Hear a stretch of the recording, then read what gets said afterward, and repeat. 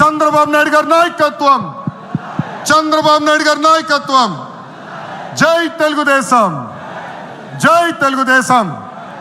వందే వందే, జై హింద్.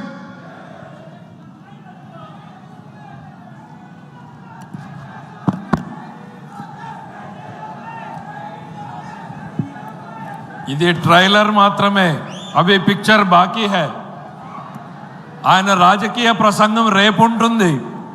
ఇవాళ కేవలం పార్టీని బలోపేతం చేయడానికి తన ఆలోచనల్ని ఈ మహానాడు వేదిక ముందు వ్యక్తపరచడానికే ఈ సమయాన్ని వాడుకున్నారు.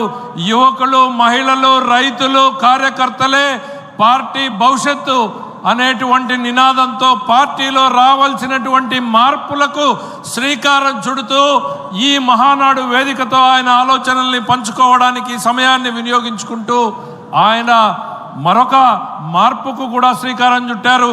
ఈ మహానాడులో తొలి రోజు మొత్తం కూడా కేవలం పార్టీ మీదనే చర్చ జరుగుతుంది. రెండవ రోజు ప్రభుత్వ కార్యకలాపాల మీద చర్చ ఉంటుంది. పార్టీని ఏ రకంగా బలోపేతం చేయాలి, ఏ దిశగా ముందుకు పోవాలి అనేటువంటి మార్పుకు కూడా శ్రీకారం చుట్టినటువంటి శ్రీ లోకేష్ గారి అద్భుతమైన ప్రసంగానికి ధన్యవాదాలు తెలియజేసుకుంటూ, మన ముందు ఈరోజు ఇంకొక మహత్తరమైనటువంటి కార్యక్రమం ఉంది. గ్రామ స్థాయి నుంచి రాష్ట్ర స్థాయి వరకు, జాతీయ స్థాయి వరకు జరిగేటువంటి ఎన్నికల్లో మనం ఈ మహానాడులో జాతీయ అధ్యక్ష పదవికి ఎన్నిక చేయడం జరుగుతుంది.